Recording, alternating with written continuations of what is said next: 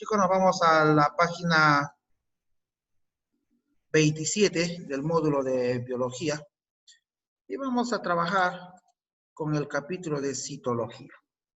Ya hemos visto nosotros en la clase anterior que la citología es la rama de la biología que estudia la célula, ¿verdad? En esta oportunidad vamos a ver la estructura de la célula, cuáles son sus componentes y lo más importante, qué función cumple cada componente. Eso es lo que nos interesa a nosotros. Siempre deben recordar que la célula es como si fuera una ciudad. Una ciudad tiene su servicio de agua potable, que es Sedahuanco, ¿no? En el caso de nosotros. La célula también tiene su servicio de agua potable. ¿Y quién se encarga? Eso nos interesa conocer a nosotros. Serían las vacuolas. La ciudad tiene su servicio de baja policía, es decir, tiene un servicio que recorre toda la ciudad recogiendo sustancias de desecho, recogiendo algo que ya no sirve para eliminarlo de la ciudad.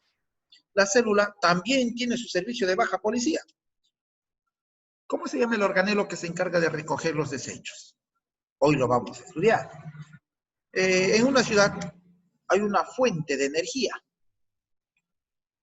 Hay una planta que se encarga de producir corriente eléctrica para satisfacer la necesidad de toda la población.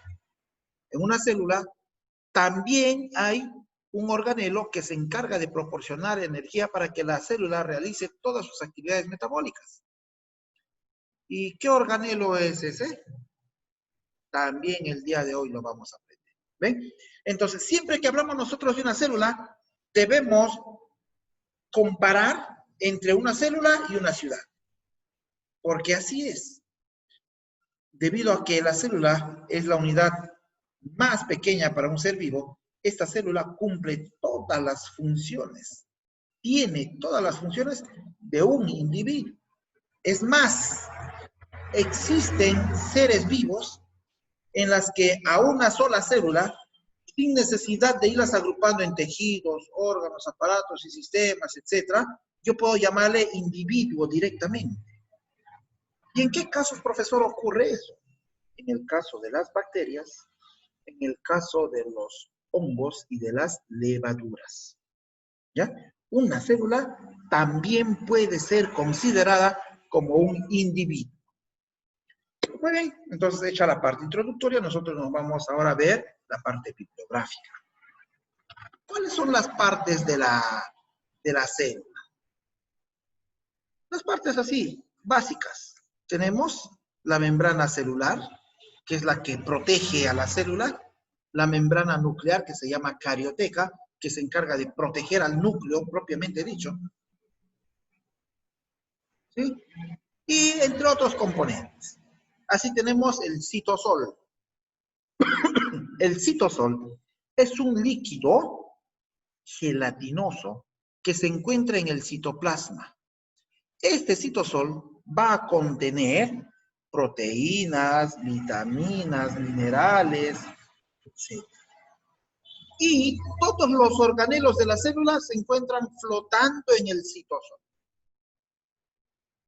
Los organelos son aquellos que tienen funciones específicas, así como las endomembranas, que también cada una de ellas, de acuerdo a su estructura, van a ser oblicuas, van a ser arrugadas, van a ser expandidas, etc. El núcleo, que es la parte más importante de la célula, debido a que en él se encuentre el ADN, también tiene sus propias estructuras y propia función. Y finalmente tenemos la cromatina y los cromosomas. La cromatina y los cromosomas son lo mismo. Se diferencian que la cromatina es cuando está expandido y cromosoma cuando está ordenado, ¿ya? Cuando está comprimido. Vamos a empezar con el citosol, a la que también se le llama matriz citoplasmática. Es un coloide, se había dicho, coloide más o menos como la clara de huevo, eso es un coloide, así. Esa estructura tiene así pegajosa, bastante densa, con mucha viscosidad, ¿ya? Es un coloide de apariencia y consistencia a la clara de huevo. Es más, aquí nos explica, ¿ves? Es un fluido acuoso de tipo coloidal constituido por agua, sales, iones, proteínas, glúcidos y que contiene a todos los organelos citoplasmáticos. ¿Qué propiedades presenta el citosol? Primero, la tixotropía. ¿Qué cosa es la tixotropía? Es el intercambio constante. Hay un intercambio así, muy rápido, durante todo el día, toda la noche. ¿Entre quién? Entre el plasma gel, donde hay más sólidos, y el plasmasol, donde hay más agua. ¿Sí? Debido a la variación de la temperatura. El movimiento browniano, este movimiento browniano es bastante interesante. Dice, es generada por la repulsión de las cargas negativas de los aniones, donde estos se empujan al citosol produciendo un movimiento caótico. Se llama browniano porque se mueve desordenadamente, ¿sí? Para cualquier lugar. El efecto Tyndall. Este efecto Tyndall muchas veces se van a unir al movimiento browniano y nosotros lo podemos ver, sin necesidad de observar una célula, lo podemos ver. Cuando el techo de nuestra calamina tiene un huequito y por ese huequito atraviesa un rayo de luz. No sé si ustedes alguna vez han sido un poco observadores y se dan cuenta de que justo por ese rayo de luz, solo en ese rayo de luz, ustedes van a ver partículas en suspensión que se están moviendo. ¿Han visto eso? Sí, ¿verdad? Sí. Ahí se está dando... También intenté agarrarlo, pero no pude. Ahí se está dando el movimiento browniano y el efecto Tyndall. Muy interesante, ¿eh?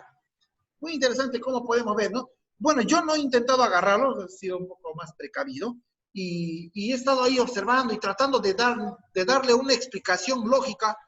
¿Cómo es posible que solo por ese rayo de luz, es como si fuera su caminito, por ahí nomás esté pasando? Y no es que solamente por ahí pase, no, sino resulta que está en todo el ambiente. ¿Pero por qué no lo puedo ver? Porque no se está refractando la luz. Como por ahí hay un rayo de luz, la luz se refracta de tal forma que yo lo pueda ver. ¿Se dan cuenta? Este es un movimiento que se genera también en la parte interna de la célula. El citoesqueleto. No vayan a creer que, profe, ¿la célula tiene esqueleto? No es propiamente dicho un esqueleto, ¿no? Sino recibe ese nombre porque le va a dar forma a la célula. ¿Ven? Miren, está formado por un conjunto de microtúbulos. O sea, son unos tubos chiquititos. Microfilamentos y filamentos intermediarios que atraviesan el citosol y que está relacionada con varias formas de motilidad celular. Dependiendo del tipo de microtúbulos, microfilamentos, etc., la célula se puede desplazar, mover, impulsarse, etc. Ciclosis. Ciclo, ¿qué cosa es? Movimiento circular, ¿verdad? Entonces, la ciclosis dice es el movimiento circular del citosol en las células vegetales. Ojo al piojo, solo en las células vegetales. ¿Por qué ocurre eso? Porque las células vegetales, a diferencia de la célula animal, presentan vacuolas grandes. ¿Sí? Recuerdan, ¿no? Que la célula vegetal tiene vacuolas grandes y la célula animal tiene pocas vacuolas o no tiene vacuolas. Vamos ahora con los organelos. Los organelos son los componentes del citoplasma y cumplen varias funciones. Vamos a tener dos tipos, los no membranosos y los membranosos. A los organelos no membranosos se les llama también organoides y a los organelos membranosos se les llama simplemente organelos. Vamos a ver los no membranosos. Los no membranosos son el ribosomas, centriolo, los cilios y los flagelos. ¿Qué es el ribosoma? Aquí tenemos el ribosoma ampliado muchísimas veces, miles de veces. El ribosoma lo único que va a hacer es producir, fabricar, elaborar, sintetizar proteínas. ¿Ven? ¿Cuál es la función del ribosoma? Eso subrayen, chicos. Eso es lo más importante. ¿Cuál es la función del ribosoma? Sintetizar proteínas. ¿Y qué significa sintetizar? Elaborar, fabricar, producir proteínas. Existen dos subunidades. Miren, ve, aquí hay dos. La más grande, ¿cómo se llama? 60S. Y la pequeña, 40S. ¿Y por qué medio están unidos? Por una membrana de qué? Por un catión divalente de calcio. Los centriolos. Los centriolos son como microtúbulos, son como tubos pequeñísimos, pero huecos. Están constituidos por 9 tripletes de microtúbulos dispuestos en forma circular. Dirigen la construcción del uso acromático en la división celular. Más adelante, cuando hablemos nosotros de la división celular en lo que responde a la interfase y a la fase M, vamos a ver qué importante es este microtúbulo, porque estos microtúbulos se van a desplazar a cada polo opuesto de la célula para formar el uso acromático, en donde se van a ir pegando los cromosomas para luego dividirse en partes iguales. ¿Ya? Eso lo vemos más adelante en el tema de la división celular. Los cilios y los flagelos vienen a ser estructuras externas. En el caso de los cilios, es cuando alrededor de toda la célula hay unos pelitos, alrededor de toda la célula. Estos pelitos les permiten movilizarse, desplazarse, irse de un lugar a otro. En el caso de los flagelos es cuando tiene una sola cola, una cola larga, como es el caso de los espermatozoides. ¿Cuántas veces hemos visto nosotros una fotografía de un espermatozoide, no? Ahí está la cabecita y tiene una cola larga. Cuanto más larga es su cola, más rápido es el espermatozoide. Ambos organismos, no membranosos, se encargan de proporcionarle movilidad a la célula.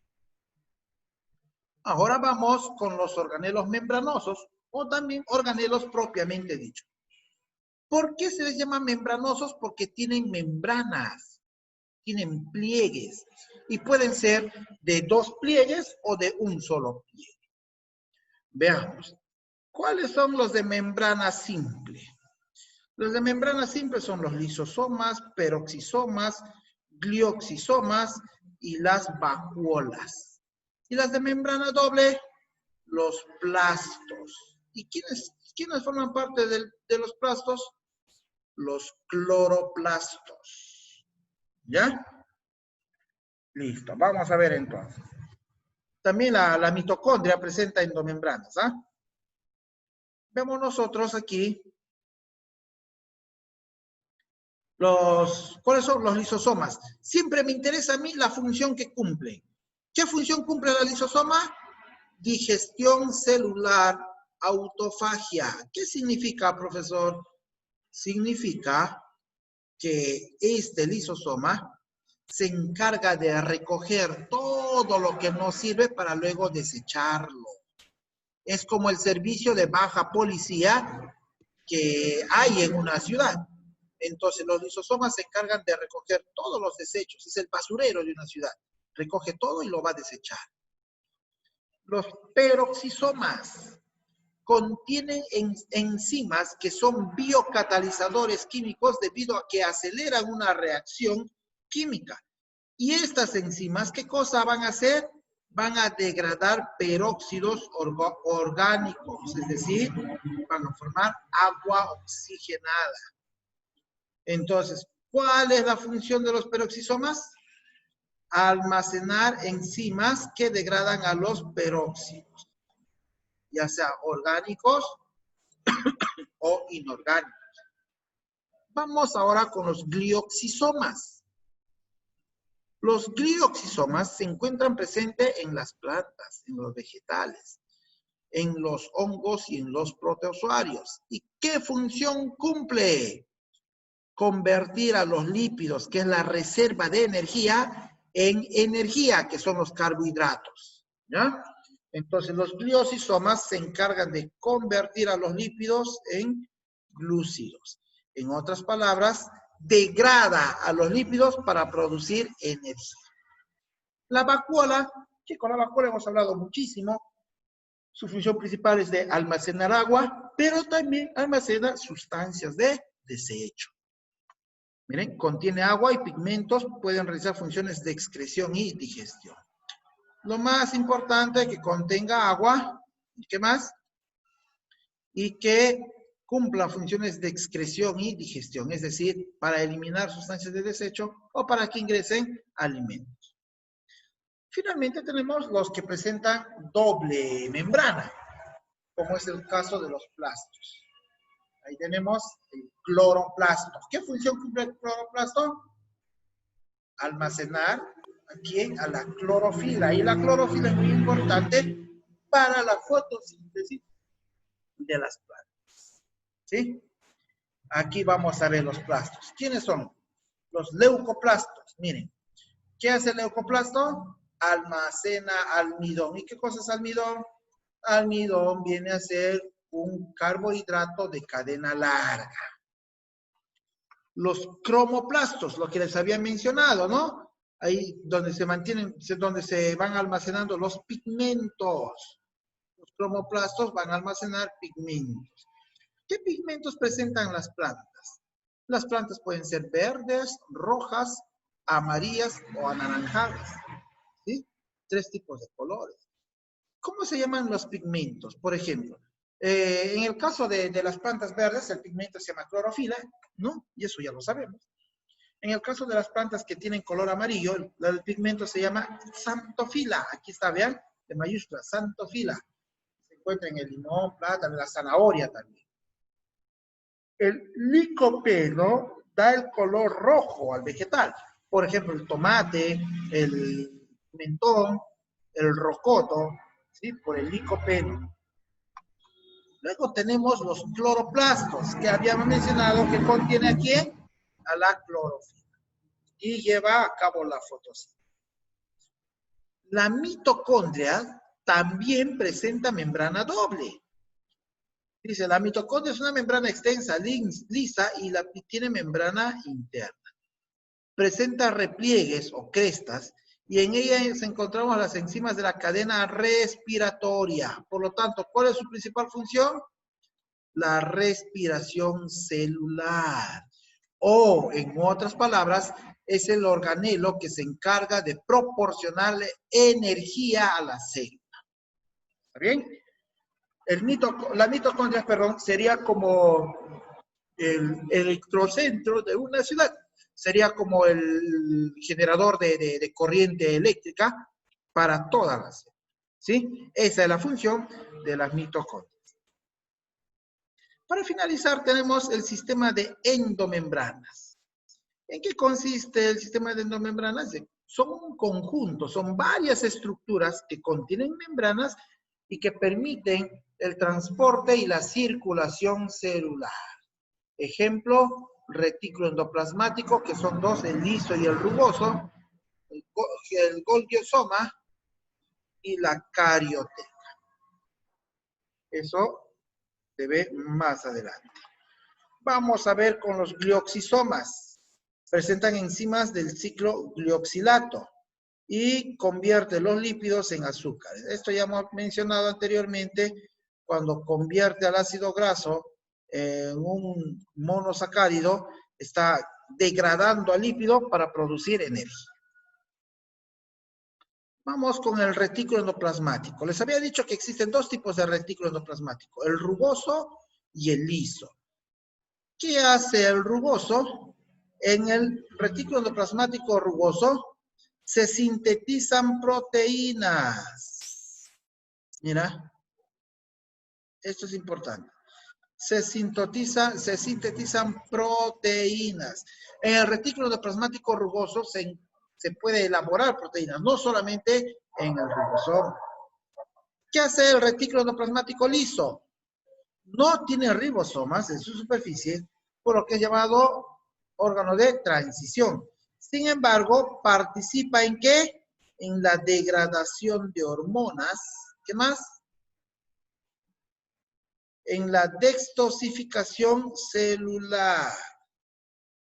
O sea que cuando una célula se está intoxicando, puede entrar a tallar acá el retículo endoplasmático liso, impidiendo que eso.